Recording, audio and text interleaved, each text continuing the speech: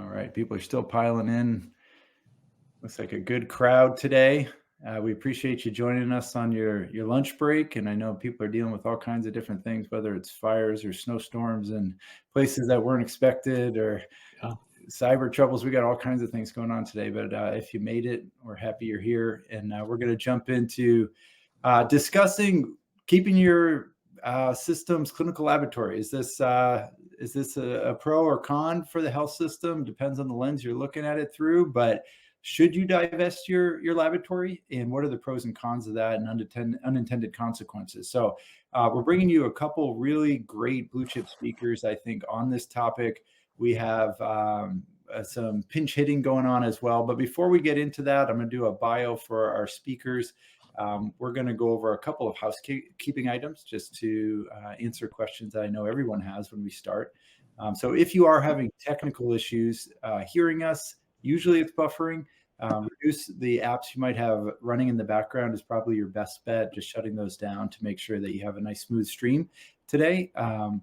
The number one question we're always asked is about getting a copy of the slide deck, or is it recorded? So we do have a recording happening today, not much in the sense of slides or visuals, because it's going to be a fireside chat, but we will be sending out the video with audio adjacent recording to everybody that registered for this webinar. There's nothing that you need to do. You're going to get it right to your inbox that you registered for this webinar for. So you can just relax. You can take some notes if you like, but you don't have to. You'll always have this to refer back to. And we do have all recordings of past webinars on the Lighthouse page. So our resource page or our big marker page has all of our previous webinars. I think we've got quite a collection going there now, at least 50 plus webinars that you can refer to. Those are always free.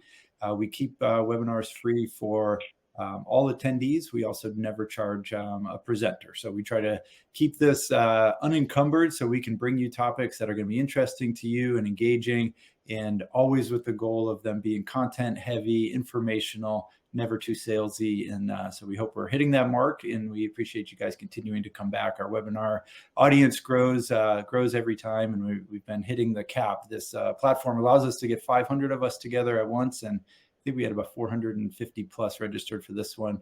And so we appreciate you guys showing up. No need to wait till the end of the presentation or conversation to ask questions. You can do that on the right side of your screen. You'll see a Q&A section. Go ahead and drop questions in there. I'll be curating those as we go throughout the webinar to ask at appropriate times or at the end. We do come with a pretty good list of questions we're going to be tackling collectively. But we will look for feedback from you guys. Another way that you can provide feedback is through polls. We're going to run a poll or two throughout the webinar as a way to hear from you, so we know if the audience is experiencing the same thing that the speakers feel. And so you'll give an opportunity to talk a little bit about what your thoughts are on a few different subjects. So before we get into the bios of the individuals that are going to be presenting today, I wanted to talk about the groups that they come from and represent. And so we are lucky to have Clinical Lab 2.0 in Khosrow Shadabani with us from Clinical Lab 2.0. And Khosrow, if you don't mind, why don't you tell a little bit about what Clinical Lab 2.0's mission is and what that's all about? I'm delighted to do that. Good morning to all. Project Santa Fe Foundation is a 501c3 thought leadership organization. It is a trademark, but Lab 2.0 itself is not, by virtue of that belongs to the industry. We came together in 2016 knowing that we've reached an inflection point in healthcare, and we felt like in order to be relevant in the future, we need to elevate the role of diagnostics as we're moving from business of volume to business of value. Our intention really is about how do we re-engineer the platform of laboratory medicine to transition from more of a reactive confirmation, but more of a proactive prediction based on longitudinal lab data. And it is not a US-centric. We intend to be global-centric, and we intend to do that by partnership, including Compass Group, which I used to be part of. Excellent. Yeah, I think the The stat that comes to mind just really underlines the importance of the work that Clinical Lab 2.0 Project Santa Fe is doing is the head of, I guess it's CMS, saying that they want the 100% of funding to flow through value-based care arrangements by 2030. And here we are in 2025, 5 years out. I feel like our industry has a lot to change to get in line with that new business model. So really good conversations happening there. There is a spring meeting, a working group that individuals can attend, and we push that onto your screen. You can find that online as well. But that's a great place if you're interested in figuring out how does laboratory move from fee-for-service to value-based care? What does that mean for your business? The conversations at that meeting each year are just really, really impactful in strategy. So I encourage you to attend that. I'll be there in Chicago this year, I know. The other group that we have represented here that Greg wears a lot of different hats, but one of them is the Compass Group. Greg, do you mind telling us a little bit about the Compass Group and what that represents? Yeah, thank you, John. I appreciate Lighthouse for hosting or sponsoring this. So Compass is a group of laboratory leaders. It's an organization, membership organization of about the 30 biggest health labs representing health systems in the country. We get together for purposes of networking, represent the clinical laboratory, share best practices with the aim of really representing the labs from those health systems. And so we get together a couple of times a year in person. We also have webinars. And then you may have seen some of our conversations that we have as a group that are published in CAP Today. Bob McGonigal moderates a meeting we have every month, and a lot of the conversations from the lab leaders and thought leaders are published there. So it's an organization you may not have heard of, but I guarantee you the larger health systems are represented very well by this group. And again, it's really about best practices. So as representatives of the labs of health systems, this is the topic we have today is a topic that comes up pretty often. And so we spent a lot of time talking about that. I have, particularly with Koshro and our other presenter, Jim Crawford, we've spent many hours talking about this topic. So we could spend many hours, although we only have 1 hour today, we could spend many hours talking about this topic. Thank you. And then I'll just give a little bit of an overview of Lighthouse, who we are, why we're here in the room. So we present these webinars at Lighthouse as a way to bring content information to laboratories. That's what we view our role. The more healthy labs out there, the better for everyone. But the services that Lighthouse performs, we do recruiting and staffing. We've been doing that for about 21 years. We build clinical laboratories, file their CLIA applications, design the labs, validate LDTs, get them up and running.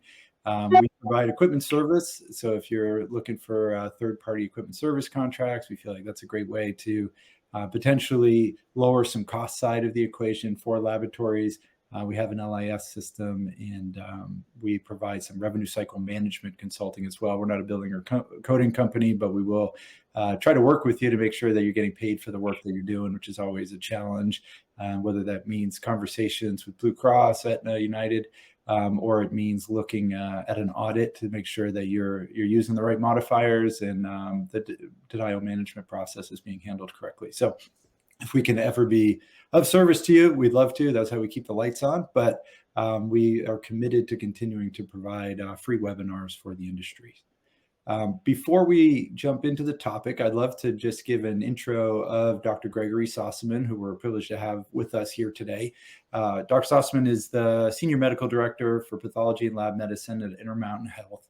I received an MD from LSU, which is covered in 9 inches of snow right now down in Louisiana, surprisingly. And Dr. Sossaman is dialing in from that. And so we appreciate his commitment to getting here, regardless of weather and storms and everything else that might have tried to stop it.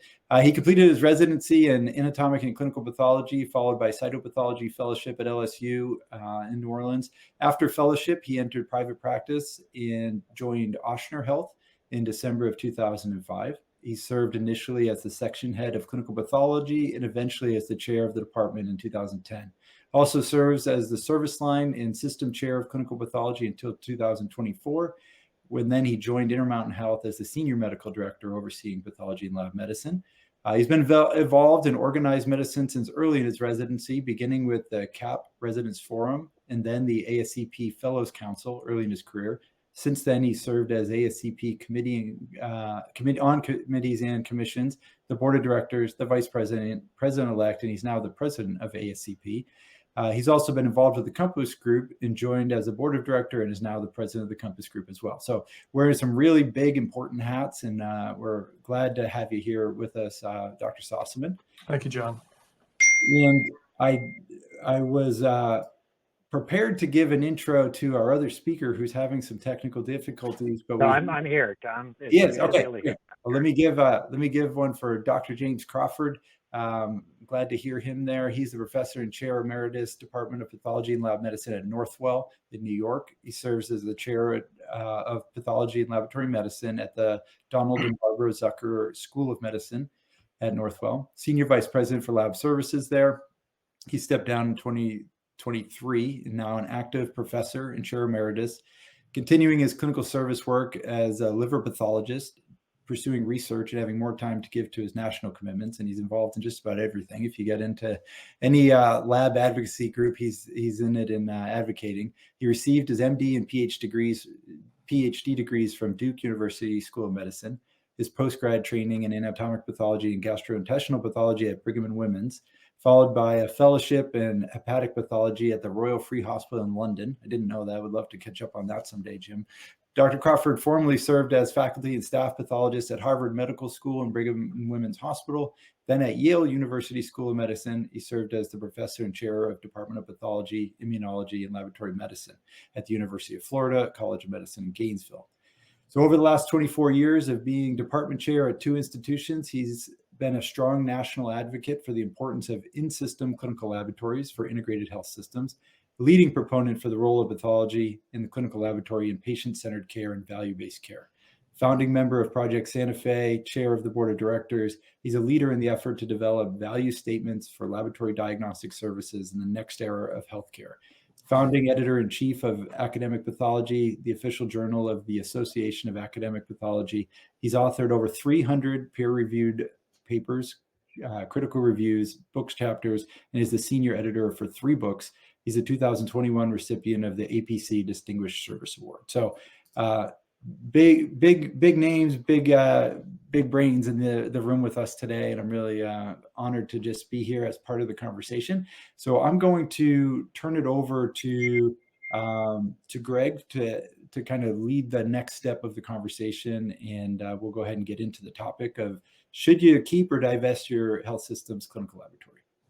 Yeah, thank you, John. And so we intended to have Jim on video like I am, but we had some technical issues, but Jim is on the phone. And so we're going to kind of jump into the issue. And I appreciate John kind of leading this off. And we didn't intend to go through quite the bios to impress anybody, but we really wanted to talk about the bona fides that both Jim and I have as far as the interactions we have across the spectrum of a lab, me with organizational commitments with ASCP and Compass, and Jim with his academic background and very well published in his endeavors. So we think we probably cover the lab environment by experiences pretty well. And so those are just the bona fides that we have, and the reason why we believe we can speak somewhat to these issues. But I'm going to jump into this issue about outsourcing with some questions to Jim. I'm going to be the kind of the color commentary. Jim's going to be the play-by-play guy and talk about these issues in a little bit more detail. But Jim, just to kind of tee this up, you and I have talked about this many, many times. So one question for you is, so the health systems that choose to enter into these agreements, obviously they feel like there are very good reasons that they should outsource their laboratory. And not to say that they're bad decisions for those health systems.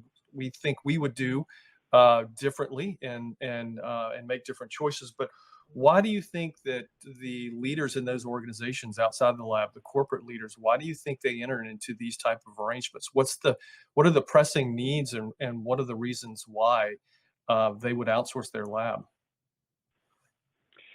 Thanks, Greg. I'll tell 2 brief stories to illustrate the answer to this question, at least as I perceive it.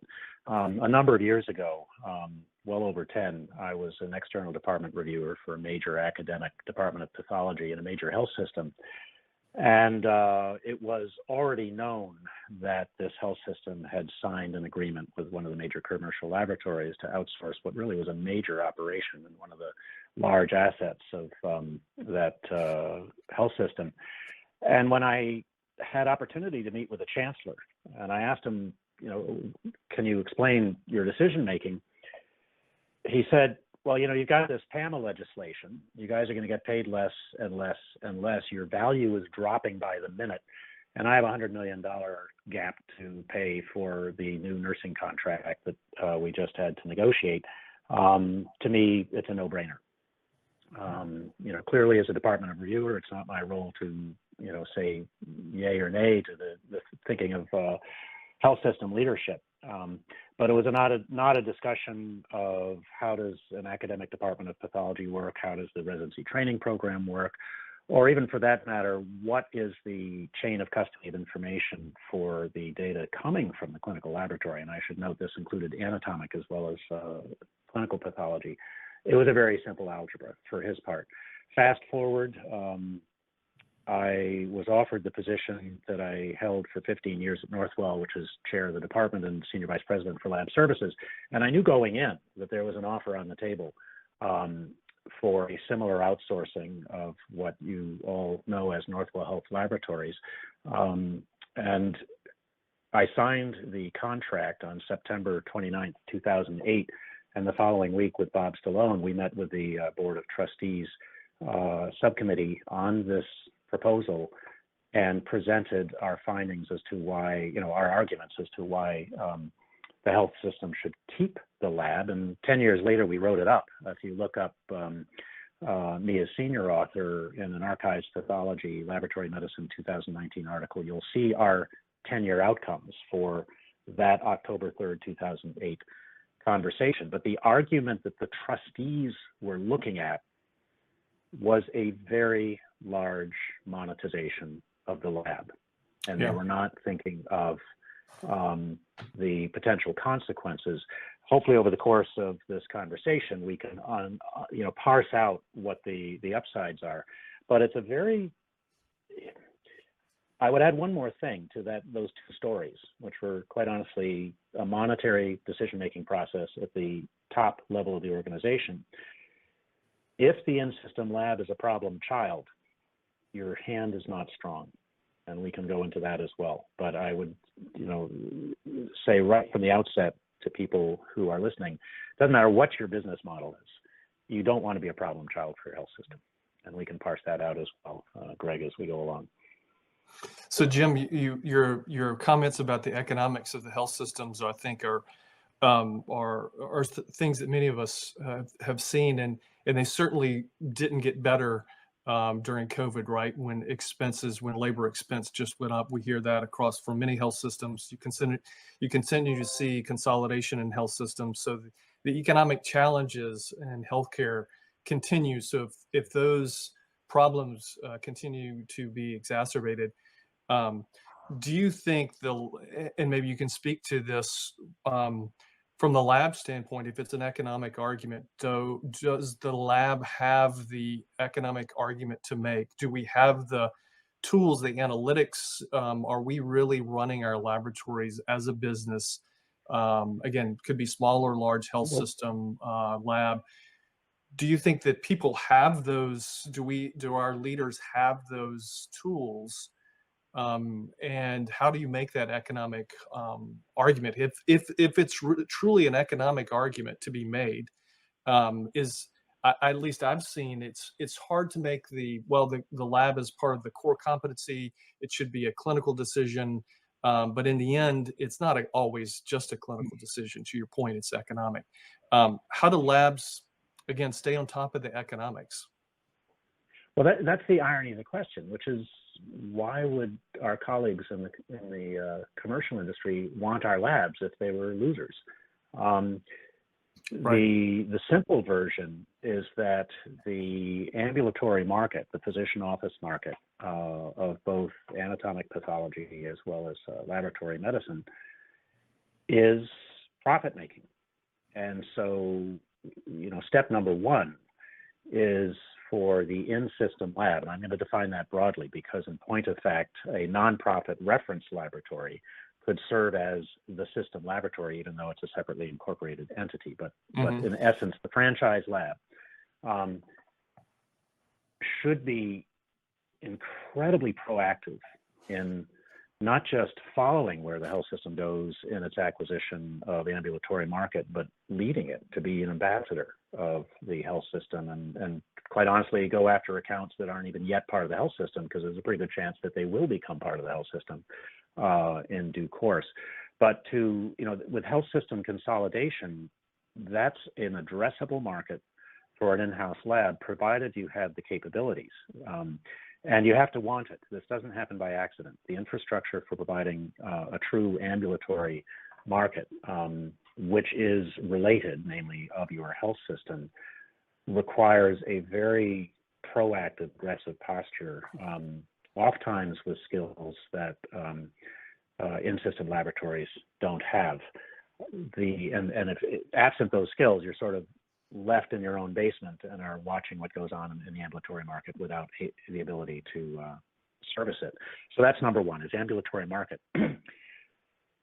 Number two actually is what we would call hospital. And there's sort of three parts of the addressable market. The first is what's in your own buildings.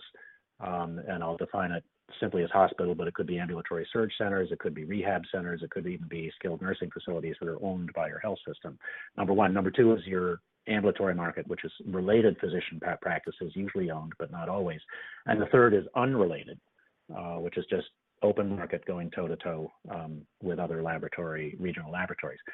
In the in-building market, the business model is different. And everybody who's dialing in, I'm sure, understands the business models of the bundled payments of the DRG system, where lab, the hospital-based lab is quote unquote an expense. So that the arguments that have to be made for what is your quote unquote value have to be very deliberate about how your in-hospital laboratory services connect with the clinical strategies of the building. And I'm going to lay that aside for just a second before I come back to the third, which is in essence the open market. Because once you have the capability as a laboratory to service your related ambulatory market, I would argue you also have the capability to serve the unrelated market. And you're going to be going toe-to-toe with your competition. Are you more expensive? Well, expense is related to size. And quite honestly, it's extremely hard to get the commoditized per test cost of the largest laboratories in the country, which means that you're living in a middle ground of you're more expensive, maybe, and hopefully your managed care people can argue for you to be in system, in network. But being in network doesn't necessarily mean you're going to get the steerage. Patients and physicians will be advised to steer their laboratory testing to the lowest cost test available. So that's when you really begin your campaign, which is what Khosrow spoke to at the very beginning. What is your true value? And I'll let you, parse out how you want to do this conversation, but I think the fundamental take home of this, the length of this conversation, is working the upside of your true value to a health system and not trying to simply be a commodity, but to truly be an asset to your health system. I think just real quick, I just wanted to flag for the attendees that in the handout section, the analysis that Northwell did is available to you. And so there's a white paper, peer-reviewed analysis of whether they were going to keep their health system in-house or not. And so I think that might be beneficial if you find yourself in those shoes and being pushed to have some of those conversations. So I wanted to flag that for all of our attendees. I'll pass it back to you, Greg. Yeah, thank you. And we'll come back to that in a little bit because I want to hear a little bit from Jim on some, update from that time period that he certain things have, I'm sure, happened at Northwell since you published that. I'd like to hear Yeah, a it's little been bit 6 years more. since we gathered that data. Yeah, I'm sure there's been some further conversation, but to get back to your comments, Jim, I think I could maybe kind of summarize a little bit as it's really a tripartite mission, right? There is the expense piece that you have to keep track of from the inpatient laboratory, as the cost center lab has to pay attention to this expense piece. But the clinical value has to be there. You have to be good partners with stakeholders and be seen as good partners. So the clinical value has to be there. That's the clinical imperative is there. But you need to leverage that the capacity you have. Hopefully, you can for additional work, outreach, and other areas. If you can get to that, get to those three things, then you're advantaged. You're an advantage to the health system because you're driving down cost, but at the same time you're looking for ancillary revenue for the organization to offset things. But again, the clinical value has to be there. So, and again, that's just my summary of some of your comments. But what do you think some of the measures that the health system leadership is looking at to measure how your laboratory is doing, how it's assessed, and then how these external relationships get assessed? What are the things that they're looking at, your leadership in your hospital? And I see a question on the chat, which is related to this, which is we published this article in 2019. So we had a retroactive great performance. What's the proactive great performance is what's implied by that comment.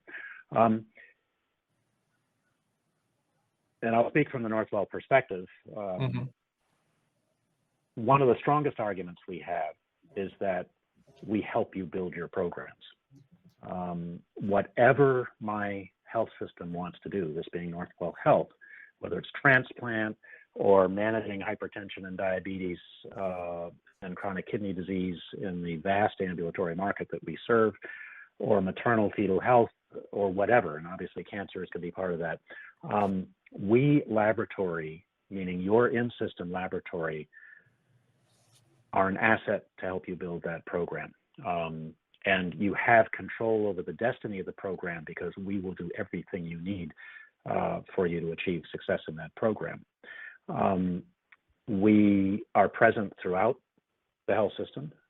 If there are innovations and basically evidence-based activities that show better healthcare in one part of the health system, which in most, if not all instances, is going to involve lab, and sometimes lab is the leader of it.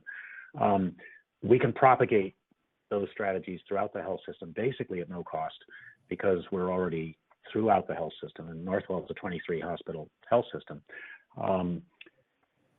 We touch virtually every patient, and so a continued record proactively of success in helping Northwell build programs is first argument. The second argument is we're going to solve problems. And boy, if ever there was a problem to solve, it was COVID. It was a team sport. It was a huge team sport.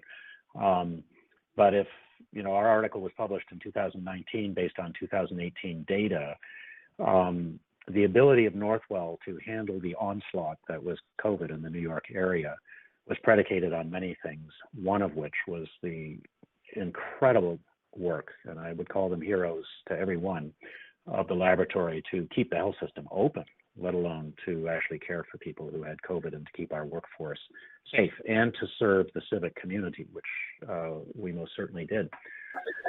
The third is that doing these things, you always have to connect the cost of your laboratory services to the revenue of those laboratory services, which will have different funding streams. And DRG is sort of the most hypoxic of those funding streams, but your hospitals are your biggest places where the overall programming has the largest return. And so to the extent that laboratory, and these are the arguments you make, laboratory is supporting, whether it's neurosurgery, transplant, trauma, maternal fetal health, internal medicine, you are part of it, which leads to a central word that we really crystallized in September 2021, when I would say the combination of the post-ictal stress of COVID and the aggressive posture of the health system to build programs had a nexus in the summer of 2021 because the workforce was exhausted, and yet, the pace of work at Northwell was accelerating. Laboratory had presence. We were embedded, we always had been, but we really crystallized it, certainly in my mind, presence. To be a laboratory within a health system, again, whatever your business model is to be present. You're not a distant commodity. You are an embedded asset. You're part of the medical workforce, and that's a professional statement as well as a technical and managerial, which is the fact that your laboratory people, and it's a combination of MD pathologists, DO, and clinical PhD scientists, are part of the medical team. They help design the programs, they help lead them, and they help ensure that they are running successfully. And these are arguments not to say a different model is an undesirable one. It's to say this model works, you are in control of your destiny, and we are part of your business success and your patient experience, and not just an operational commodity.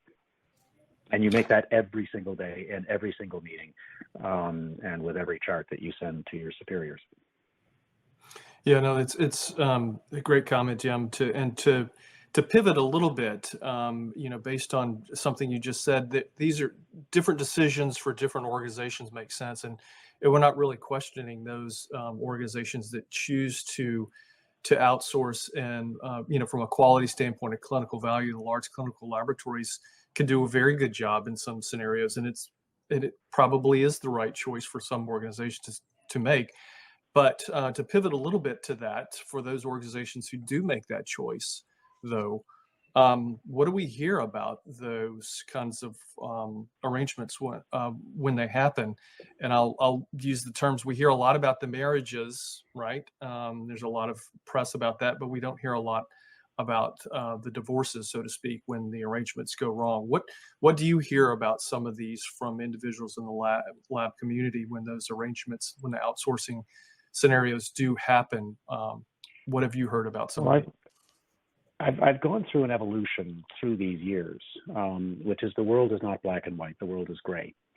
And as sister institutions in the greater New York area have made the decisions they've made, for me as a member of the New York laboratory community, as well as the overall medical community, it's my great privilege to work, and certainly through COVID, it was on a daily basis with sister institutions that have different arrangements. And I think in every instance, the statement has to be made that every single institution, no matter what decisions are being made, is totally committed to outstanding patient care. And I will say that on any day of the week, is that we're in this together. And whatever the model is, there is no question in my mind, that we are dedicated to delivering the best in patient care. But it occurred to me when I reflected on the terms of my own employment at Northwell, is that I actually have a clause in my contract, which is that I will not disparage my employer. And I can be separated from the institution if I act in a way which is contrary to the interests of the organization. And it's written down there.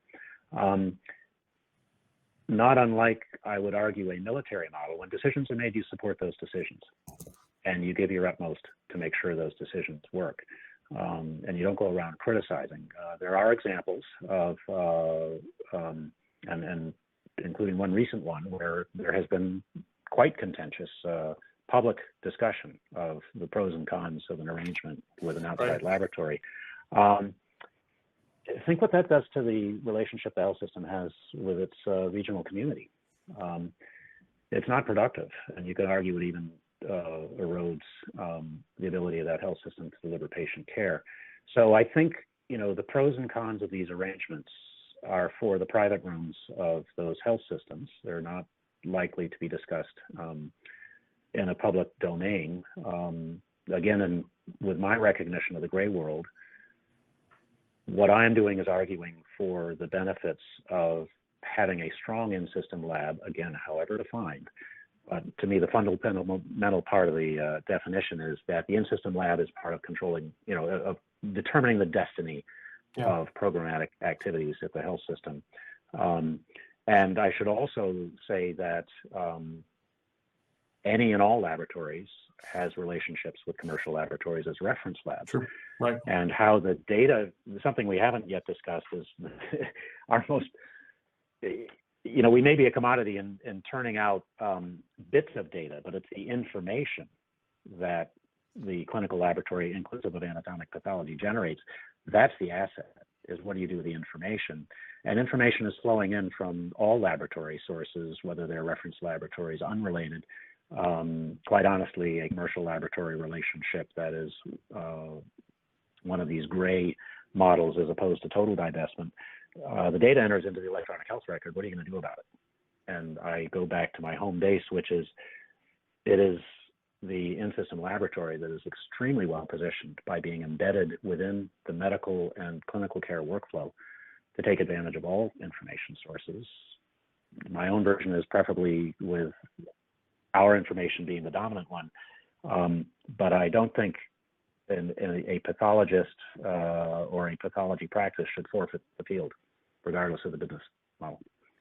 One thing I wanted to maybe bring a question in from the outside that's kind of on topic here. A lot of what we're talking about is having a seat at the table. That's consistently talked about at most conferences and labs, and this desire to be part of the decision making. And often the complaint is if the lab is involved at all, they're brought in a little bit late in the game when decisions are made or it's pretty far down the road. Easy to say, have a seat at the table. That's what we need. What does it look like to try to make that happen? I put this question to both Greg or Jim.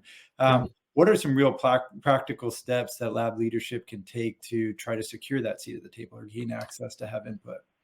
Yeah, that's a great question, John. And I was really going to pivot, Jim, to that also. So I'm glad you brought that up. And I think I'll just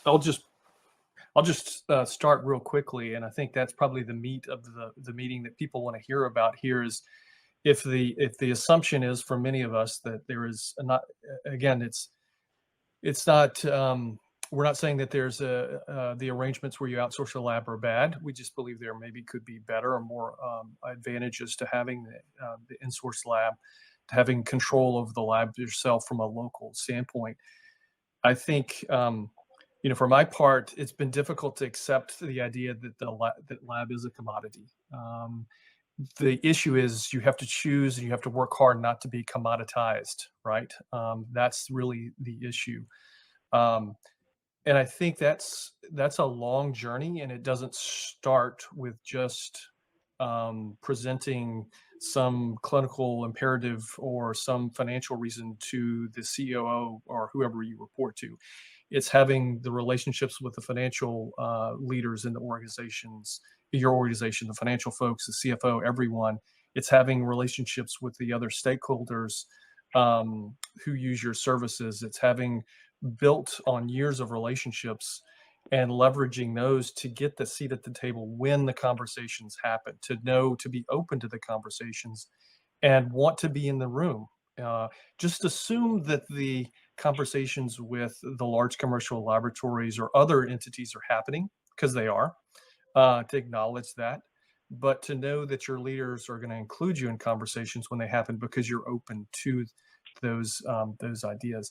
You kind of have to be open to them to be included at the table. If they know you're closed off in every scenario, that you're intransigent and the tenor of every conversation is that this is never going to be a good choice for organization, you're not going to be included at the table. You have to be willing to entertain the idea to be included at the table. That's my own feeling on the matter, and it's helped in the organizations I've been involved in, being seen as someone who is open and who wants the best for the organization. So Jim, I'll kick the same question over to you, and what have you done and what at Northwell, what in the past to be proactive? What kind of steps did you take? It's a way of life. And what I say to our own team is everybody doesn't need to be doing this, but someone does. Advice I was given very early after I arrived at Northwell was, quote, make your friends before you need them. To know the aspirations of and the pain points of the leaders throughout the health system, That's hospital leadership, it's clinical leadership, it's nursing leadership, it's patient experience and chief quality officer, and I can assure you the financial officer, you know the pain points of the financial officers. But not only do you know the aspirations and pain points of leadership throughout the organization, are you doing anything about it? And I actually got a reputation of raising my hand in system meetings, a little harder to do virtually these days, but you can do it, saying, I can help. Lab can help. We can find solutions.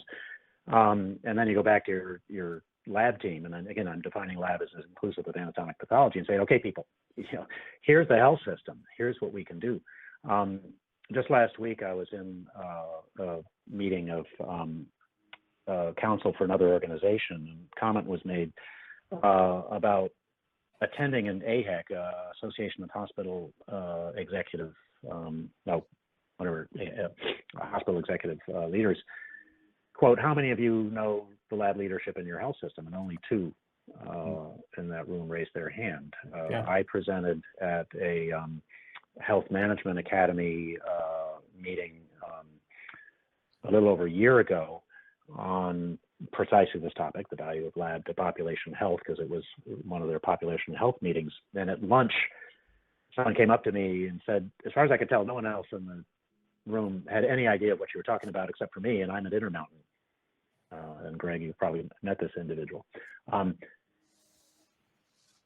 To be known throughout your health system as a laboratory that is part of system forward growth, to me is an essential part of being an asset. In the chat that I'm seeing for this, very tough to get access to the CFO, very tough to get access to other people. Our own version at Northwell is Northwell wouldn't dream of doing something without working with a lab. That's been our assumption. Clearly, we have to walk the walk and not talk the talk. The person, Clinical Lab 2.0, that's Koshro, is talking about proactive risk stratification. You win this battle in detail. You win it by a constant and relentless record of not just achieving, but overachieving. And by the way, we do have our bad days. Not everything we do works, and not every service metric works for us at Northwell. I'll be the first to admit that it's been really tough, particularly over the last 5 years. But the objective is the same. When Northwell went into the business of hospital insurance, we were there for the risk stratification. And we were able to demonstrate proactively that the book of business that Northwell had taken on as an insurance company was enormously informed by the laboratory data.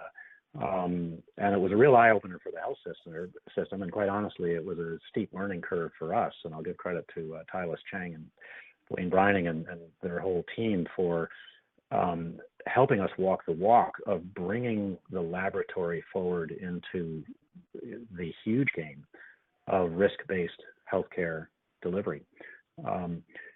Keep doing that. It's a monetary discussion. It is most certainly a quadruple aim discussion.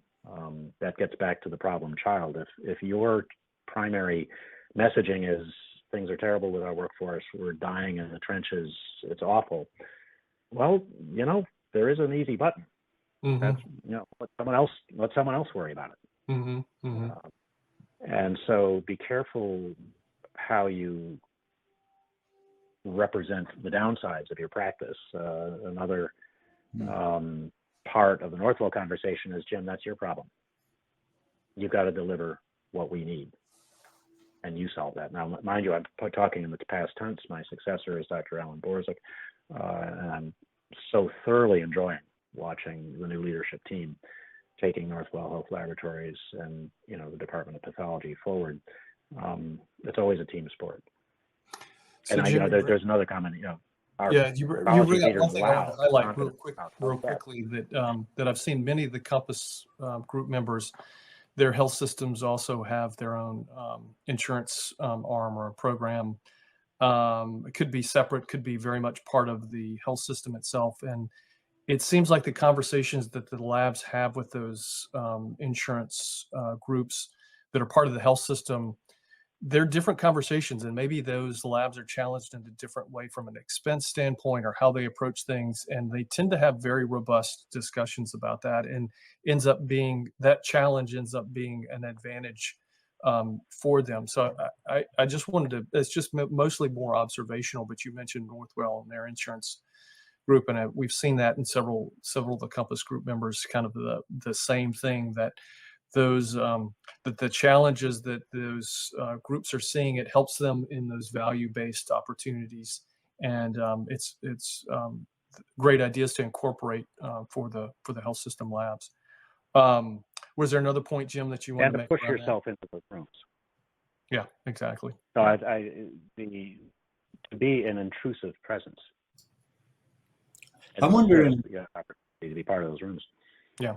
I'm wondering, you mentioned this too, is on understanding the incentives of the people in those rooms. That feels like the real challenge here is misaligned incentives, and then almost that we're speaking different languages, right? So if you're speaking to a CFO whose language is numbers and profit and revenue, and you're coming with patient care quality and long-term impact, and you have a C-suite who's incentivized and has bonus plans that are short-term windows, this cash infusion seems like it would be very front loaded on the reward side, and a lot of the downside for a decision like this comes maybe years down the road, the impact. And are those individuals tied to that in a strong way? I'm curious if either of you guys feel that tension, that the lens that was being viewed through is maybe short term. That was one of the reasons, actually, is one of the key reasons why after 10 years, I felt it was appropriate to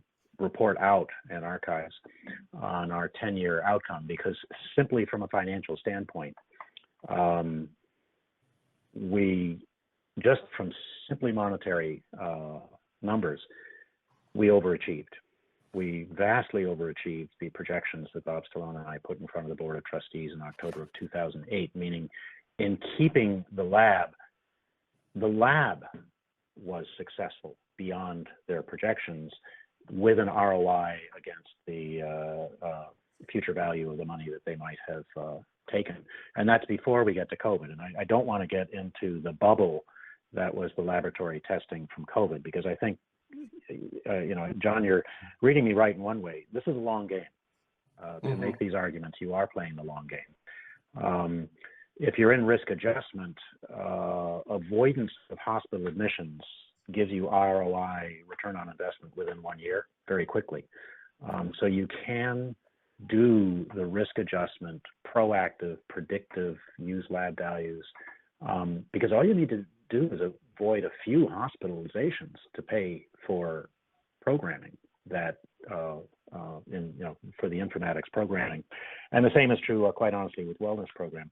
But yes, I do think you have to emphasize with your health system that the ROI is measured in multiples of years.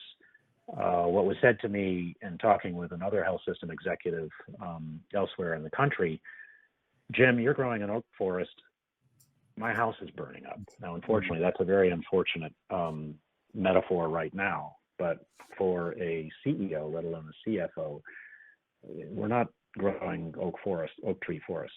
We're trying to keep our house standing. And I think you have to be sensitive to that. The lab has to be sensitive to economic benefit in the short term, not just the long term. Yeah, John, I completely agree. And that's agree. Utilization as well as patient outcomes that reduce total cost of care. Yeah. And John, that is the challenge. It's the immediate term, keeping the lights on, managing expenses closely, ensuring you're working with your finance group and day in and day out. And as the CFO and others, your financial colleagues, look at the lab as a cost center, you do have to manage that closely. And as Jim said, the challenge is when it's hard to fund people, it's hard to pay for people, expenses continue to go up. Why do we think we can make the lab a profit center when it's clearly an expense? And it is a challenge to do both of those at the same time. How do we look at outreach? How do we build? How do we hire more people? How do we hire sales? How do we get CRM software. How do we do those things in the face of, again, lowering expenses from the lab standpoint? That is exactly the challenge that you have to do both at the same time. There's another aspect of they're not different though. Go ahead, Another Jim. aspect is that there's a different aspect as well, which is incurring expense in the lab can be a benefit for the overall program. And this is an argument that has been made for investing in anatomic pathology, so that the delivery of care on a timely basis and the ability to have patients who, for example, are diagnosed with cancer embedded rapidly in the care for that cancer, you've got to have a good department of pathology. And so it's more than saying, let's just try to run the commodity as tightly as possible. Investment to ensure that the health system can achieve its overall goals has been a very specific aspect of recent times. Yeah, I think that's a great point. It can't all be focused on outreach and increase and revenue from outreach. That's clearly an advantage if you can do that. Lab stewardship can be difficult though, from an ROI standpoint, to prove that increased expense saves, for the lab saves length of stay though, Jim. I mean, those are difficult numbers to get to sometimes. Yeah, I found length of stay to be it's terribly hard to get to that sometimes. Difficult to connect with. Yeah. It feels like, we need numbers to have this conversation, and there's a gap there, right? Where we're trying to make some points where there's not a lot of good statistics around that. We have a question in from Myra Wilkinson over at Geisinger, sort of in that vein, about where do you find the statistics regarding even hospitals that have outsourced their volume, their revenues, how that's impacted. Is there good data that we can use to make our argument, whether that data is around cost avoidance because of preemptive lab testing? I feel like there's a gap there, and in order for us to have a conversation with people that are looking through the lens of numbers, we need to be able to come with numbers, and it feels like our industry is failing there. Yeah, I think that goes back to some of the comments that Jim was making at the very, initially. Some of that data, some of those numbers are either anecdotal or factual, don't get reported anywhere because there are, there are alignment issues once a lab or once an organization has made those decisions. So a lot of it is, I think, anecdotal. There is some data out there, but it's not common. But certainly we can get the data on the value. There is some information about the ROI for in-house and the advantages for keeping labs in-house. There have been a few publications on when labs are outsourced and then the changes made in their in-source back again, what savings can be there, and what clinical value can be added. So there are a few publications out there. They're a little difficult to get to though. Yeah, and I'll take a moment to highlight what for Project Santa Fe I call the best of. Tricor Laboratories has a handful of publications which are stunning demonstrations of how a laboratory with a substantial market footprint, working with the two major health systems in Mexico, working with the state, can achieve both substantive improvement in patient status, but for the state, identifiable return on investment financially for delivery of care for expectant mothers and their newborn child with regards to prenatal care, and for management of people with hepatitis C viral infection, number one. Number two, Project Santa Fe, for goodness, 7 years now, has been working to do what we call demonstration projects. In partial answer to John's observation, these are hard to do. It is hard to do quantitative peer review studies that clearly demonstrate the contribution of the laboratory to improved healthcare. Ironically enough, it was a 2014 publication out of the University of Florida that was the start of my realizing that lab could reduce total cost of care by laboratory-led programs. But I will be the first to admit that through the years of Project Santa Fe, it is difficult to come forward with evidence. We can. I think the two things are required to succeed in this. The first is you have to have metrics that can delineate before and after. And total cost of care is the better target than laboratory stewardship. Total cost of care, avoidance of hospitalization and other measures. And number two, it has to be attributable to the laboratory's intervention. You have to, before you enter into these projects, you have to identify how lab can get credit for contribution before you do the project.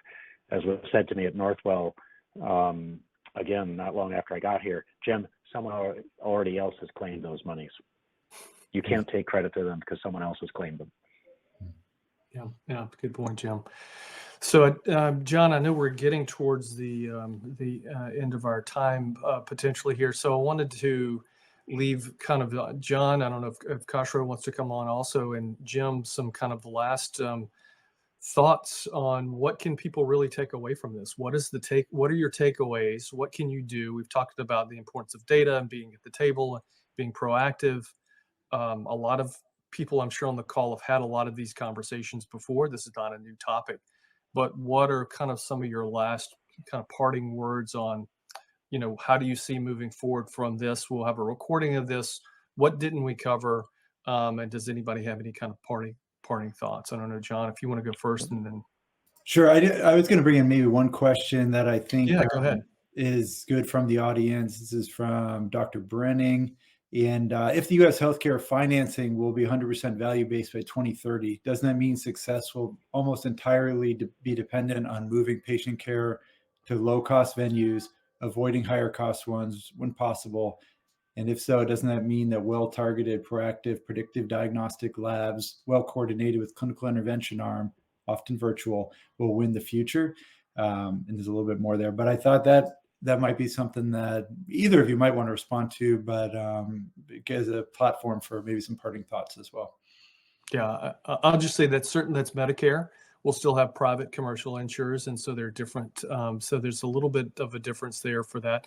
But Medicare, from a value-based standpoint, I think lots of large health systems are already over 50% in from a value-based standpoint, probably maybe even up to 70%. If you look at all of their employees that they have and other capitated arrangements, they're already at risk for probably at least 70% of the patients under some of those plans. So 100% is not a crazy number to get to for a lot of the Medicare Advantage or other patients they have that are they're capitated for. So those value-based pieces for lab, we continue in my organizations that I've been involved with, working quite a bit with the primary care and others on those value-based projects. And once you're seen as a trusted ally and partner in those projects, that you're quickly called up again to help with the next one. So I think the work in those kind of is additive and is a natural extension of a lot of the lab stewardship things that we're doing. So I think it's a good question from Dwayne and a good point to be made on the reason why lab stewardship piece is important. But Jim, do you want to talk about that? Well, we have two answers in front of us already, including the questioner's answer to his own question. My own version of a brief summary is understand the mechanics of the business of financing medicine, risk-based contracts, the quality scores, the things that make our health system go beyond fee-for-service. Understand how laboratory contributes to those mechanics. You have to have knowledge and think proactively of how your asset, which is information, can be used to the advantage of both patient outcomes as well as financial outcomes for your health system. All right. Well, thank you both. I think we probably need to wrap up in courtesy of everybody's time here. I was just going to highlight maybe the two polls. If you click on the right, you'll see that those were completed. We get some good data there. Do you believe health systems entering into formal relationships with commercial labs for delivery of lab services good or bad thing ultimately? And we have maybe four 5% saying positive, 34% saying negative, 46 saying pros and cons, mixed bag. And so I just encourage you guys to take a look at that, because that gives you some feedback from a broad group of, a couple 200 plus people that were on this call. But I want to finish by just thanking Dr. Sossaman, Dr. Crawford, Khosrow, who's here for a little bit with us as well. These are great topics. The conversation continues. Follow Compass Group, Clinical Lab 2.0 on LinkedIn. There's continued content being put out there. Join the meetings, working groups to get into this more, because it's a complex topic that requires a lot of conversation. I think having peers that you can speak to is a really valuable asset. So thank you guys for being willing to volunteer your time to come and talk to our audience about this today. Really appreciate it. And thank you all that attended for giving us your lunch hour. And just a link will go out with a recording. You don't need to do anything. It'll show up in your inbox probably by tomorrow latest. So thank you all. Have a great day. Thanks, John. Yep. Thanks, Dr. Crawford. Thank you. Thanks, everyone. Bye-bye.